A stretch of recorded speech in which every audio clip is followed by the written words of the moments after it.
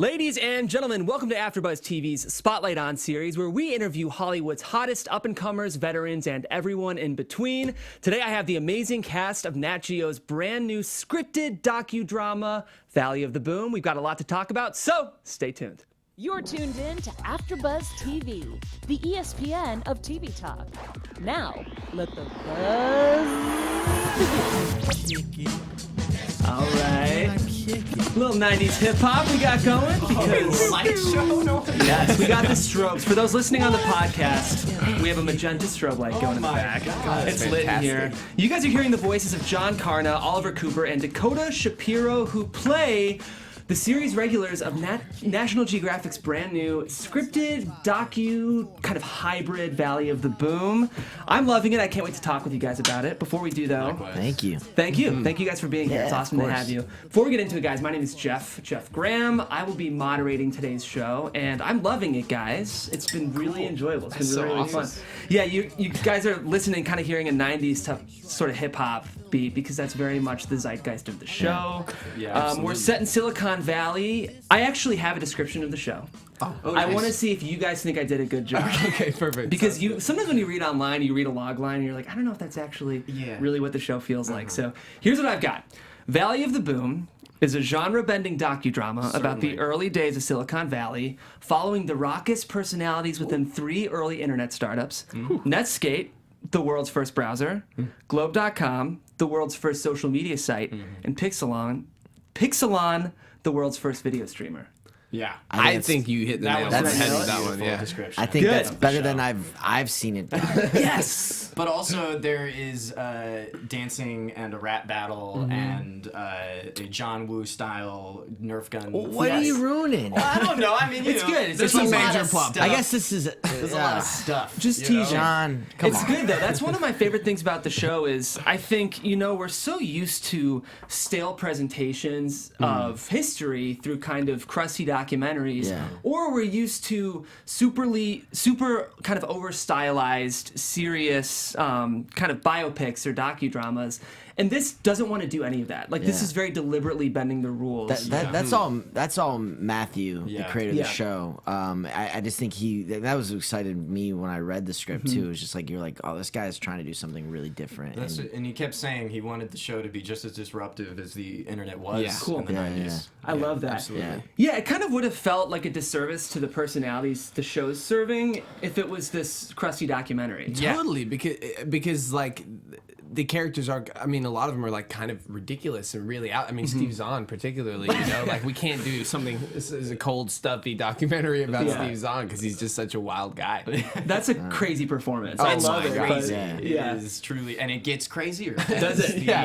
As the episodes go on. He's the most like his character. Is he? No, I'm just joking. That sounds dangerous. That's the case. No, Steve Zahn is awesome. He's one of the best people ever. Honestly, of actors I've ever worked with that are like successful, the nicest human being I've ever worked with. I love that. Yeah. Well, it's cool. I mean, you guys are working with Bradley Whitford. You're working with Lamorne Morris. Like, it's a really, really solid cast, and I want to get into it in a minute.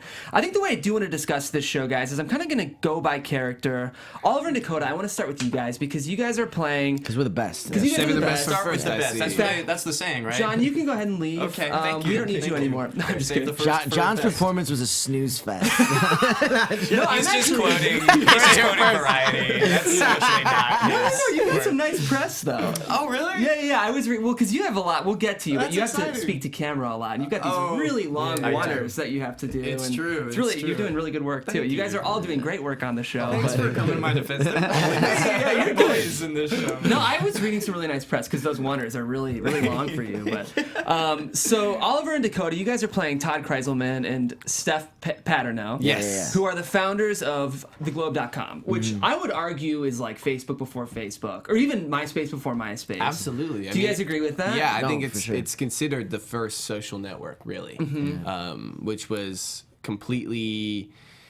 just a completely new concept at the time. Which is, I mean, I think they thought of that. But it's like Facebook's amazing.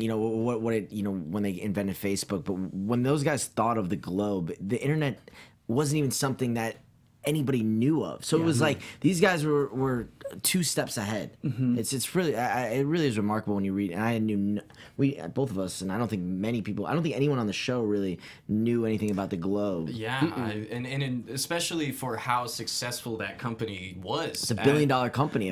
For a few years it was like top of the stock market, and then it just completely went away. It's crazy. It's wild. And what's interesting is you guys are playing real life. Dakota's laughing. Top of the stock market. People say that. I actually saw a commercial. Top of the stock. Top of the stocks. Steph sent us he sent Dakota all this stuff, everything, every interview they ever did, and commercials that they had shot that were on. So good. And I watched. He sent them to me, so I watched it all.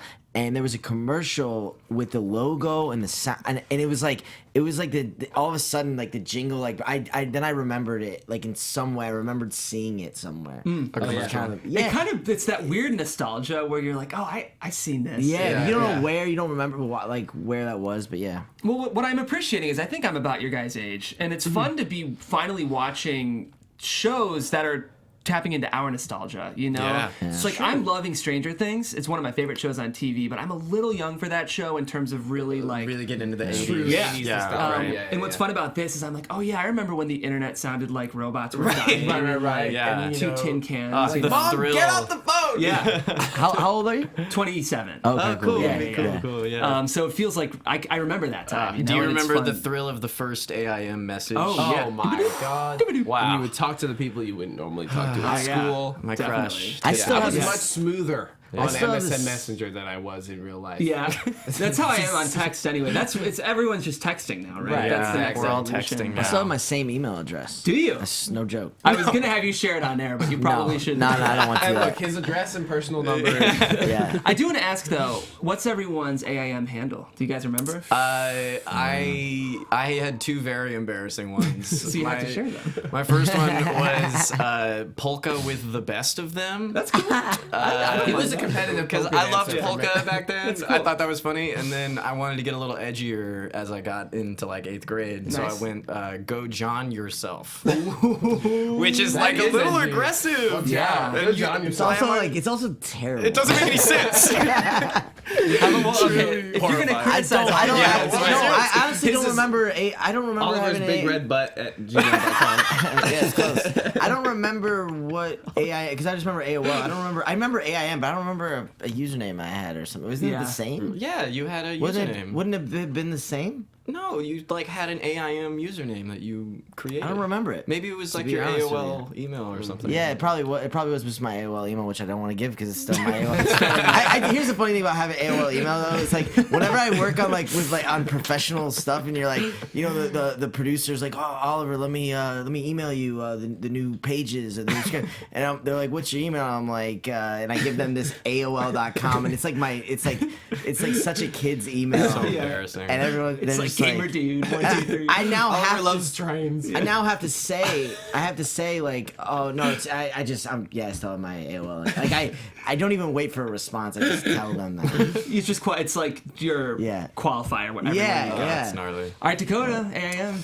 I mean, mine wasn't. It was just Pablo, which was my dog's name. Okay. After Escobar, of course. Nice. Cool. And then, Why not? Kid growing up in Australia Byron Bay. loves Pablo Escobar. yeah, we're big, of course.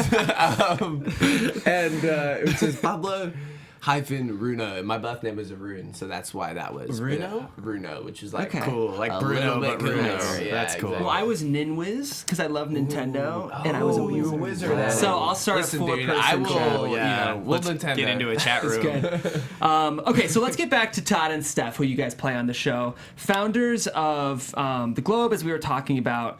First of all, is this the first time you guys have portrayed real people? And what does that carry with it? And actually, you can speak to this too, John, because Yeah. you're portraying Marc Andreessen, who started Netscape.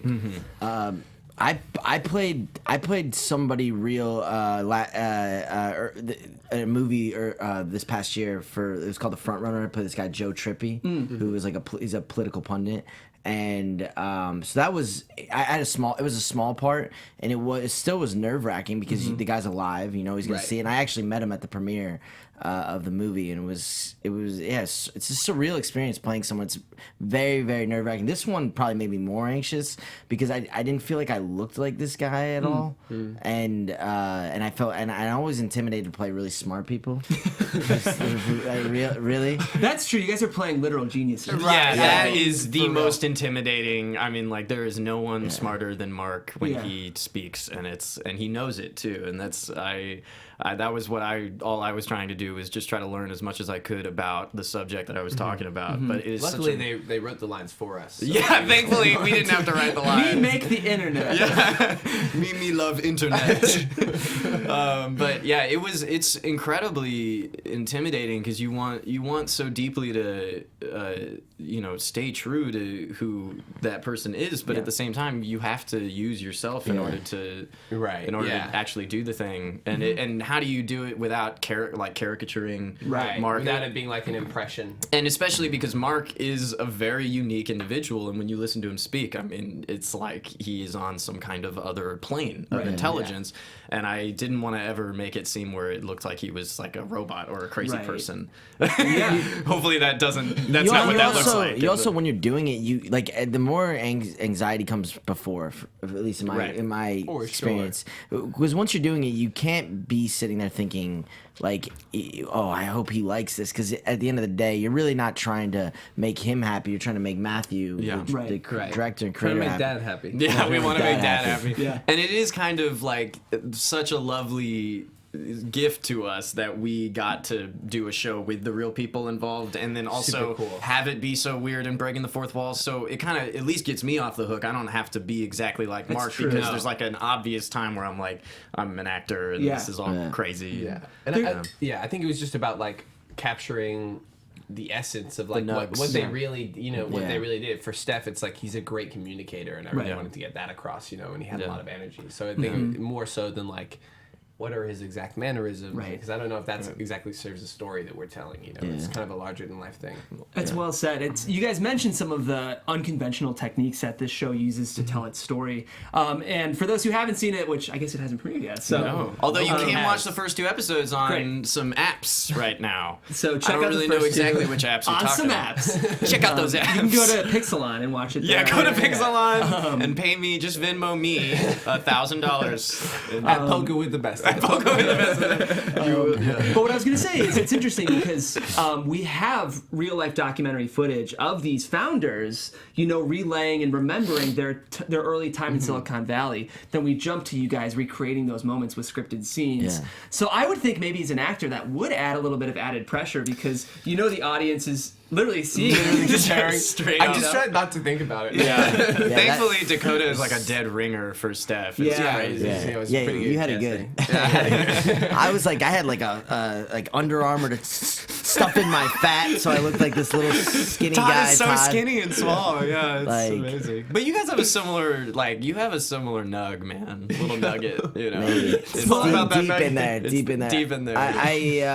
I think it was more about just like the biggest thing with the Globe was these 2 young guys kind of diving into this unknown, uncharted territory and working, these college kids kind of being in this big business situation. And that's something I could really nothing about it. Yeah, that's the part I could relate to most. I mean, it was like, I moved out here as moved out here to be an actor. All of a sudden I was 20 years old and I got a movie. It's in some dude's basement. It's really crazy. I think as being an actor is a very similar situation. Right. If you have any success, it's like all of a sudden you have to pretend like you know what you're doing. Right. Yes, it's that imposter syndrome. Yeah, to be honest, totally. I mean, this particular show was so crazy because before that, I've worked a little bit, but before that, I hadn't actually been on a set for over a year. Yeah, and then you get to the show and you have to pretend like I'm chilling with Bradley Whitford, like I've been doing this for decades, and I'm like, yeah, you and me, man. It's well, these are demanding roles for you guys too. I mean, again, you're playing these geniuses, so it's you know, your first film was Project X, and you're playing someone who's about your age. a genius. He was a party genius. I mean, you can make the argument. He But in was this, smart. you know, it's like demanding vocabulary, and it's, you know, probably lingo that you guys haven't used before and jargon. So it is, you know, this isn't, you know, an amateur type of, this is demanding work that you guys have It really to means a dive lot that you're saying that. Yeah. I keep telling my mom how hard this job is, and she doesn't believe me, so. in. Look at you. Yeah, look at me now, Mom. It's hard, okay? I'm just joking. I love you, Mom. I love you, John's mom. Yeah. So you want to say hi to my mom? Hi, Mom. Okay. It's my mom, too. So, John, I want to talk to you about playing Marc Andreessen because, interestingly, you guys got a chance to meet Todd and Steph. So I'm sure that in some ways informs your performance. But you never got a chance to meet Marc to the point where the show actually kind of meta jokes about that in a way that I found very charming and interesting. But what was it like having not gotten the chance to meet the person you're portraying, knowing he's still alive? It kind of, you know, what I was trying not to do was put him on too much of a pedestal. And really, what's so funny is that the only footage of Marc I was able to find was him in interview situations, and that's when he is like on so completely and on such an incredible wavelength. But I read a lot of there was a really interesting New Yorker article that was written about him in the early 2000s that kind of dropped little things about how he was, like, the Netscape time in his life was not a very easy time. And apparently he was eating really poorly at the time. He was like, you know, like drinking, like there was, like, he was not necessarily in the best place. And that was informative, but really a lot of, I mean, you know, I made a playlist myself. I heard another little tidbit that he like loves classical music, and so I made a playlist of all this crazy bombastic classical music to listen to in the morning. And I mean, you know, you really just hope. I like wrote him a big letter just like that was like trying to describe, like, I was like, hey man, if you could just answer some questions about your music taste, that would really inform me. But he's not ever gonna want to talk about his past, which I honestly think is the most exciting and fascinating thing about him. He's so active. He's like the head of the top venture capital firm in Silicon Valley. Yeah. So it's like, I don't know. It's I just admire the hell out of the guy. It was really, honestly, I was very honored. And not that many people can relate to the kind of pressure that he was under as like a young CEO, of against Microsoft, like this tech giant. And I mean, he was basically, you know, you see in the show, you see all these coders getting together and talking and having a nice time, and Marc was very removed from all of that. And even though he was like the lead coder on Mosaic, which was basically the kernel of Netscape, you know, you see kind of he's a little isolated, and it's kind of sad. I don't know. But I think that's how he kind of liked it. I think he did kind of like it like that. Yeah. It's, you know, it's so funny because Is he married? Yeah, yeah, he's, and you know, I love it. His wife is perfect for him. I read this thing. Her name is Siri. Yeah, her name is Siri. I read this article that she's in all your she was like, yes, Marc checked off all the boxes for me. He's very intelligent, and I love that he's bald. I love to see the encasement of a man's cerebrum. And I was like, okay, you guys are perfect for each other. That's beautiful. But that's what I said to my wife on our wedding day. Yeah, I just want to see your cerebrum, I just want to see honey. your cerebrum. I got the razor. We're shaving your head. Yeah. Very romantic. Yeah. So we've danced around it, but there's a lot going on in this show, and I'm wondering what it's like as actors to show up to set. And of course, you're working with a brilliant showrunner. I love House of Lies. House of Lies fans, same showrunner, same I'm a huge fan of House of Lies. I became a huge fan too. So you know there's going to be some comedy in this show, right? Someone Certainly with his kind of mind can't probably doesn't want to just create a stale by the numbers. But how do you feel when you go in and you find out that there will be a choreographed number on set or someone's rapping? Like, what are you a little nervous as an actor? Yeah. Well, you know, yes, because we aren't dancers, especially they had to do all the. lot. And I remember they didn't give us enough time to really. I remember, seeing some of the raw footage and going, "How are they going to put this together?" we have a take where there's this moment where we lean against each other, and Oliver just keeps walking, and I lean and just kind of fall over. I have great rhythm when I'm by myself. And there's no beat. No beat. I can't. Yeah, you add all that stuff, I will lose it. It's amazing, so man. fun. Yeah, I'm sure it's fun. Yeah. And just a lot of trust, though, right? For Yeah, sure. I mean, that was just great. It's very easy to trust Have you seen the Matthew. final? You I don't trust know if Matthew in I've a seen second. Oh, I did yeah. see the final part of I've got that. screeners. And I can it send it worked. to you if you want me I meant the dance sequence. I saw it. I saw early cuts of it. They Yeah. made us look a lot better than we You did look any very right cool to. in it. Yeah. Yeah. You have no right to look as cool as you do. It's true. Yeah. But there's probably a bit of a safety net because if you don't look super cool, It's like they cut cut around around it. and these are tech guys. I Yeah, tried yeah, to yeah. do. I tried to do one thing, which was just I tried to commit. And I was did. like, that's it. Like, I think if you just commit to it, no matter how bad you are, you will. People will said you enjoy were a it. better dancer Yeah. than I was, which hurt my feelings. It's, Wow. it's not true. That's tough. That's a tough one to hear. I think he's still bitter about it. Yeah. No.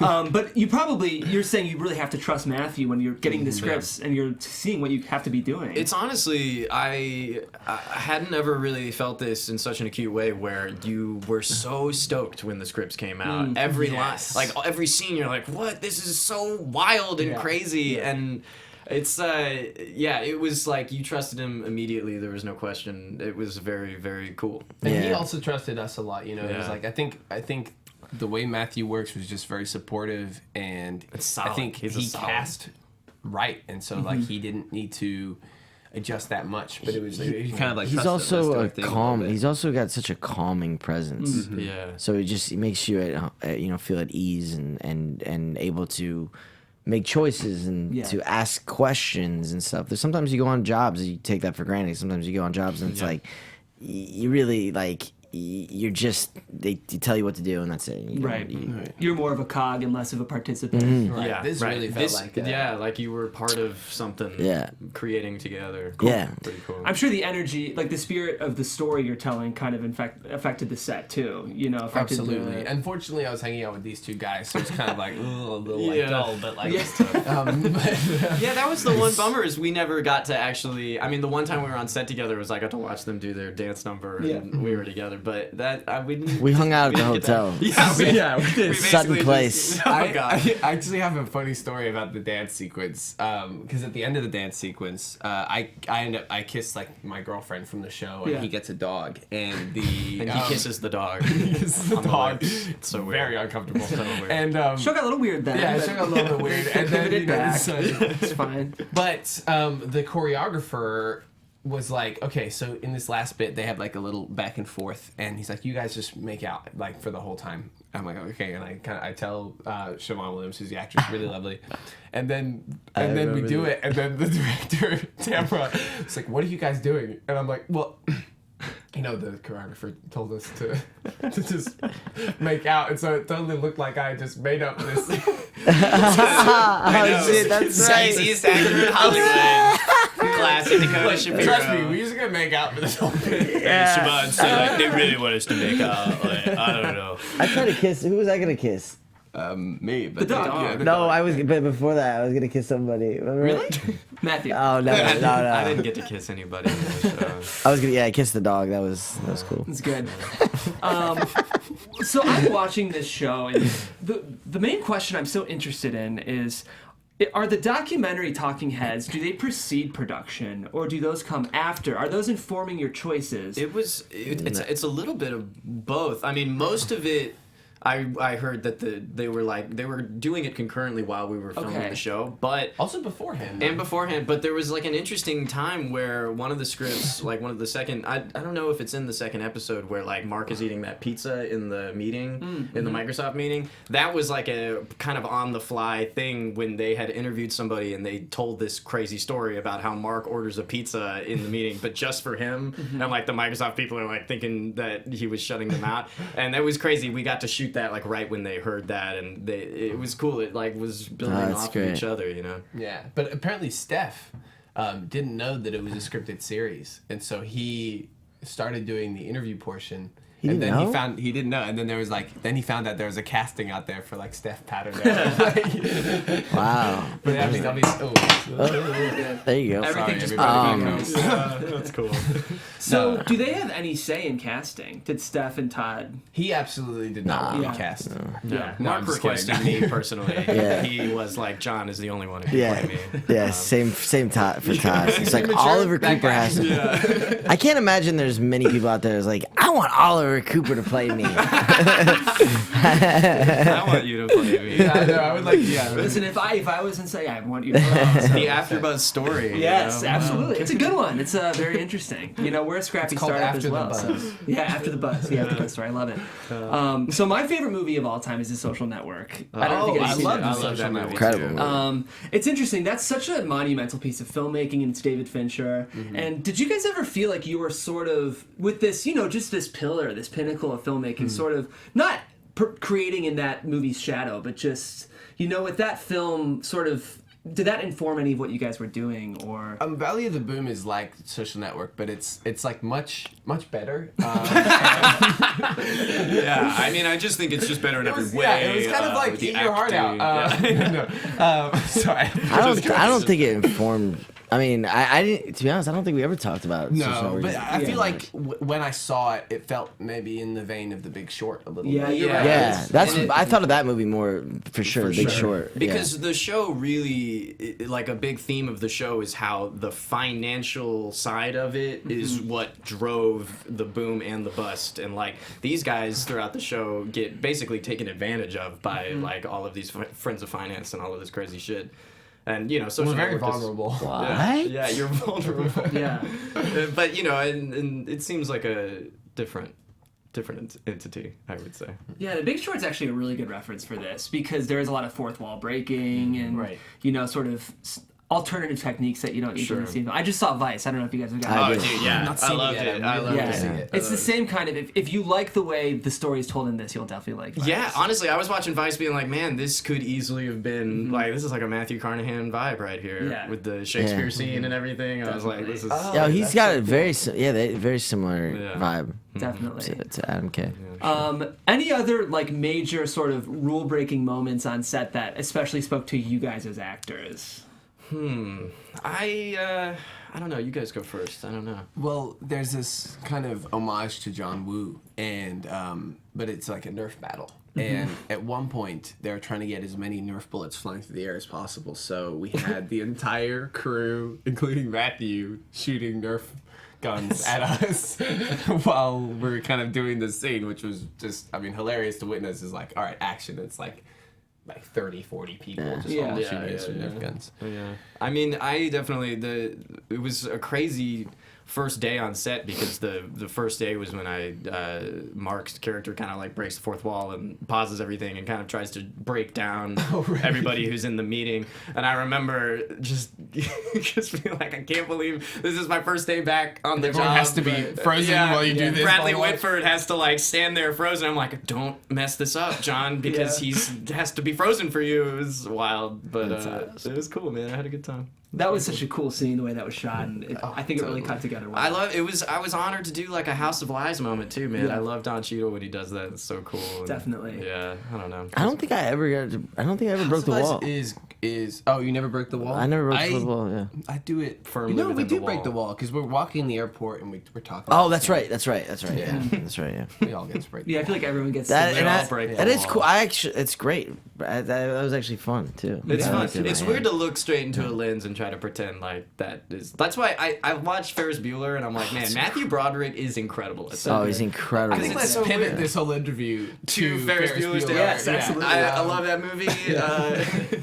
I'm just It is interesting though because for those not listening, or for those listening who might not know, your job as an actor is to not look down the barrel. Like that's the one rule. horrifying, which Yeah. I have done in my life. I Yeah. remember. Oh, it's terrifying. That's I don't And find then that to you be a realize- difficult one though. I've Like done it. It's hot. It sucks. It feels. you did it on purpose. No, obviously like- you're like, you know. Well, sometimes the character's like right there, but Yeah. then you You kind guys of accidentally- Like I'm more afraid Catch of it. the camera Yeah. than I am like I try to when I'm working for me I try to ignore the camera. Like, I try to pretend That's that it's deep, not dude. there. That's really deep. That's I know, like Sure, crazy. but I'm just it's if I see the camera in my peripheral vision I get nervous. yeah, you want it to just. I just I try to like You'd prefer like long lenses, yeah cameras way for off. sure. Yeah. Yeah. When I first moved here, just to sort of, finance my living out here, I took a job as, background acting. Oh, very nice. I'm not an actor at all. I love interviewing. I don't mind being on camera. Not yet, but if you give me like a script or ask me to embody a character, I just fall apart.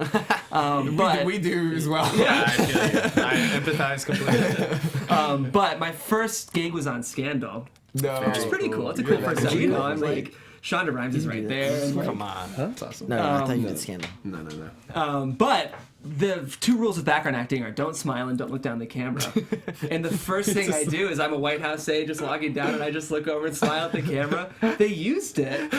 And so if you want to, I think it's season 3 episode 10. They actually have you? Yeah, Like- they just did not notice. And there's this screen grab of me. hilarious. And I applaud you guys for doing the job that you do. Thank you. I still got paid. That's all I need. Hilarious. So with this show, what's something that you guys are really hoping people are going to take away from what they see? Well, it's kind of funny because each story tells a different facet of something that could easily happen again. I mean, the show, especially by the end of it, talks about next steps. I mean, where can the internet go now? Yeah. And I think that, to watch the origins of something like this and to realize that the internet only really happened like 20 years ago, which is such a short amount of time in human history. For how much it's affected. For how much everything. it's changed everything, we just have to start thinking about what we can do. What is Internet 3.0? Because there are much more. There's a lot of problems, obviously, with it, and we all know that as a society now. I feel like we're all like in our teenage years with the internet right now, Oh, absolutely. and we're all trying to figure out how to make it like a real viable connection tool rather than just like this morass of, bullshit that we've been seeing. Trolling angstiness. Yeah. Trolling angstiness. So I absolutely. think that's what I hope people take away is that, this started from somewhere and this started for, reasons to change the way that we connect. And, Right. And you that's like so beautiful. Is like the idea of the internet and especially of social media, the idea is to connect. And I think that like when it's just gone wrong. well, I mean, gone so wrong. it's so easy to misuse, but I think it's just kind of like what John said. It's like I think to understand where we're going, we have to understand where we came from, and I think the show is trying to show that because internet business doesn't necessarily leap off the page. No. When I think about it, but like it's actually a really fascinating time, Right. and I think the storytelling really And supports it. I think it's like really important to realize how much the business of it all kind of screwed it up in a way because it kind of got in the way of people like Steph and Todd who are, Steph talking in his interviews about the show is still just as passionate about the globe it's awesome. than he was because he really, he believed in something so true and it gets all crazy because Do of you the mean to money. say money can corrupt? Yeah, I think that is Money what and I'm starting fame, to I think learn. it's really good. People become really chill after. Yeah. Money makes people nicer. Yeah, it relaxes them. It does not bring out the worst. side No, in certainly people. not. Yeah. Cool. I want to applaud you guys on the show. It's really interesting, and I think you guys are all doing really great work on it. Thank you so I was watching it and very excited to interview you guys. Yeah. Oh, Yeah. man, Oh, that really yeah, means a lot. definitely. Thank you. So you guys Appreciate it. need to check out this show. It's airing on National Geographic. You can stream the first 2 online right now, but the show premieres January 3rd. this Sunday. January 13th, Sunday. same day as Sunday. new season of True Detective. Nice. And I've been calling Mahershala every night. We're both very excited Nice. about our premieres. You had a good night last Why night, you by the way. Why are you telling them about that show? Because True Detectives, I don't know. I hope it's good. No, it's different time slots. And Valley of the Boom. Valley of the Boom is important. Don't watch different times. You can have one night where you watch Well, both. no, you watch both. It's different time slots. Yes, that's why you're saying it. That's why I'm saying As a that. prerequisite to True You Detective. should, only go to thing you're Nat Geo. watching on Sunday is Valley of the Boom. That's true. You don't give The dinner only no- thing. Not True Detective. You watch that on Monday. Watch that on Monday. I mean, we all saw season 2 of True Detective. You're getting called out. Shots season fired. two. Sorry, season 1 was just so good. So good. Yeah, it was impossible Yeah, to follow that yeah. up. But I have a good feeling about season 3, but we're not talking about True Detective. We're talking about I have Valley a of the really Boom. good feeling about season And- 1 of Valley of the Boom. Yeah, and you know what? I can say for a fact, I have an assuredly good feeling about about season 1 of Valley of the Boom because I'm watching it. It's Whoa, great, guys. That's cool. Thank you. This Sunday on Nat Geo. Check it out. It's great. So while I have you guys here, I want to talk with you about some other stuff because I'm fans of all of your work. Oh, cool. John, I'll start with you. Lady Bird was my favorite movie I saw last year. Dude, thanks for saying that. You're welcome. 'cause It was great. I felt the same way about that movie. That was so crazy. good. I mean, yeah, the performances. Dude, yeah, especially they were Laurie Metcalf in that movie. so yeah, good. Really Amazing, heartbreaking. yeah. But what was it? I love Greta Gerwig. I think she's a really interesting kind of force because she's an actress and a director. And what was she like to work with? She was truly like beautiful presence. Honestly, she had this really cool thing that she learned from her partner Noah Baumbach. He apparently on his sets would always have name tags. Yeah. So everybody on the crew had name tags. Everybody was calling each other by their first names and.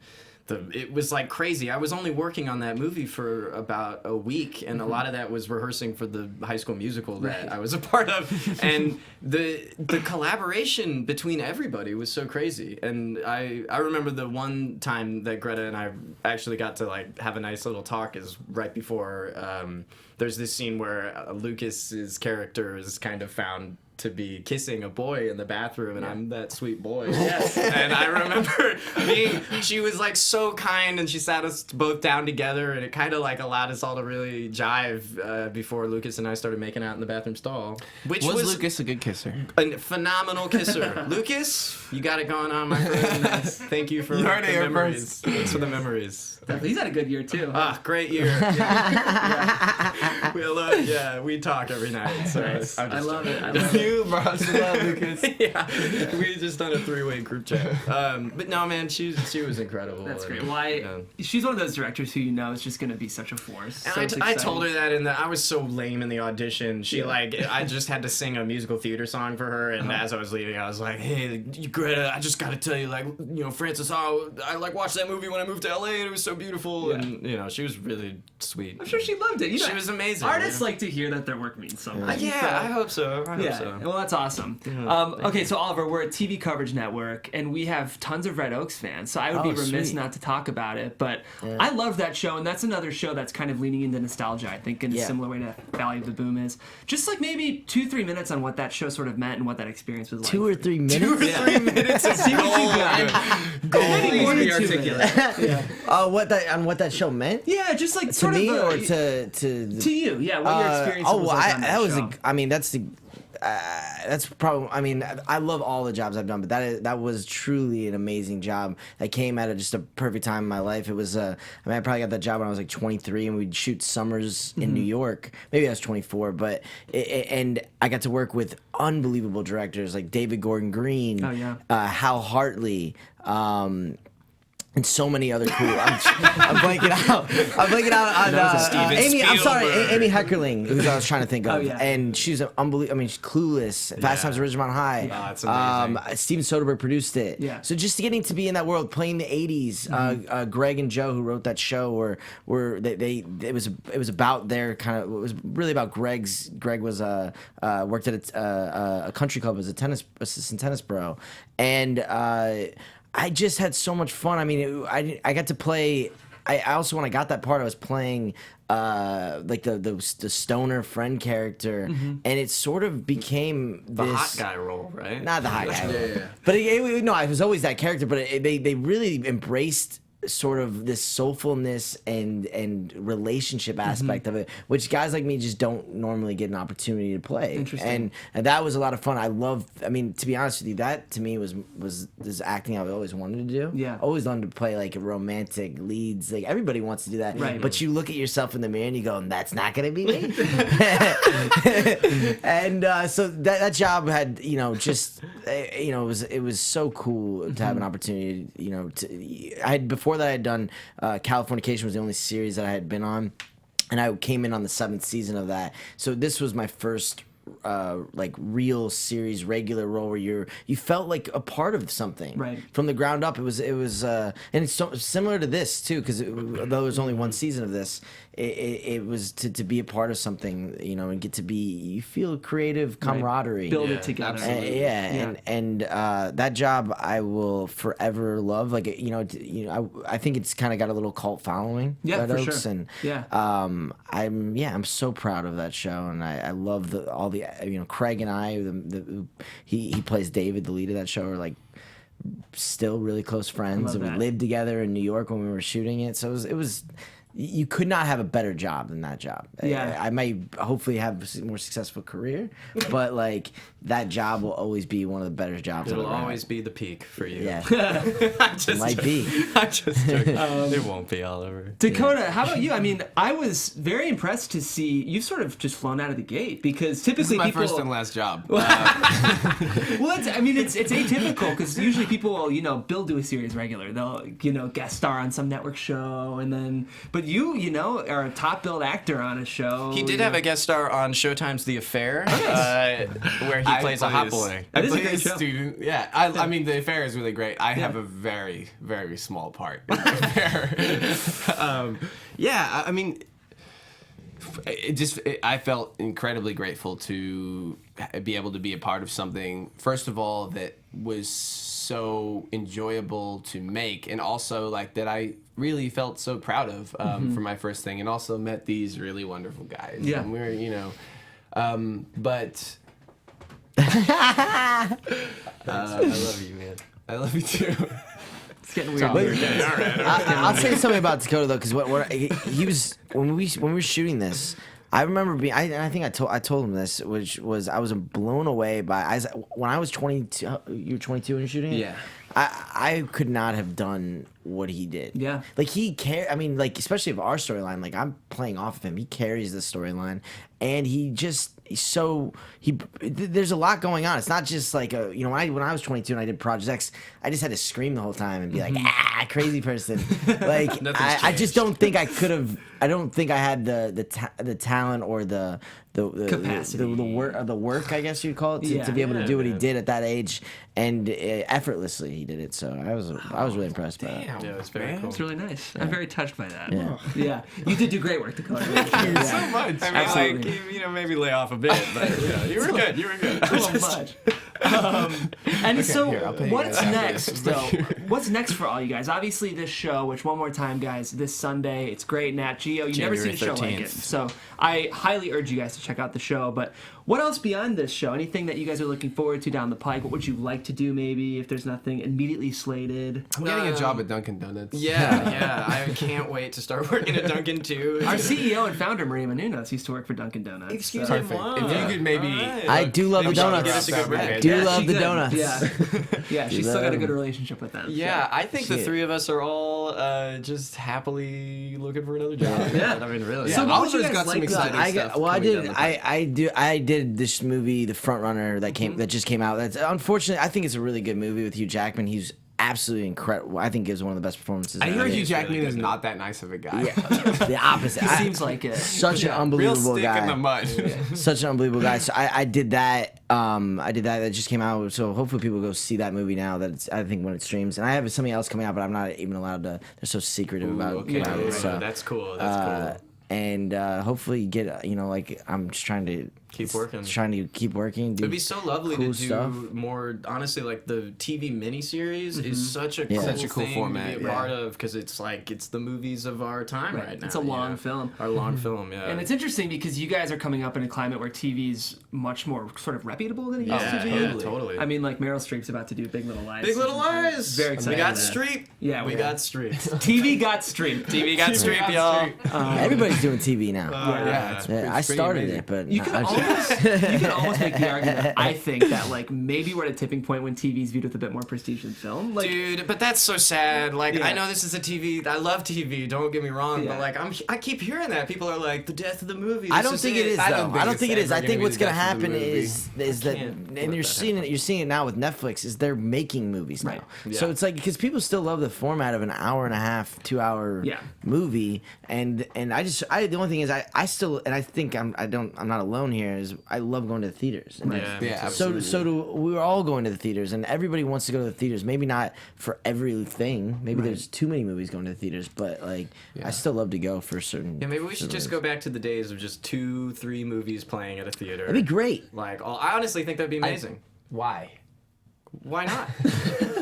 I think the truth is, Actually, I don't know. Actually, no, because I'd never Why be in would the you want to movies. see less movies? Well, I'm saying that like no one's gonna go see Hurricane Heist when it comes out in 2025. You know what I mean? What's Hurricane Heist? It's a movie that came out this year that I saw because of Movie Pass, but it's terrible. It's but it's true, great. it's R.I.P. so good. I think Movie Pass. what we're, Sorry to I think any what we're fans of dancing Hurricane around Heist, though yeah. is that like the cream rises, right? I mean, like if Hopefully it's so. TV or if it's film, if it's good, it'll get seen. And Yes. you know, I watched a show on Facebook this year called "Sorry for Your Loss." Did any of you guys Oh, see my, this show? yeah, I heard, I saw the trailer for it. It looks fantastic. Didn't James Ponsel do that? Yeah, it's James Ponsel. Yeah. It's so good. I mean, he's a genius, but Yeah. it's like truly one of the best shows I've seen this year. And it's Mamadou, on my Facebook. buddy Mamadou's in that too. Oh yeah, Mamadou he's really Afi, good. yeah. He's great in it. He plays Yeah. the lead actually.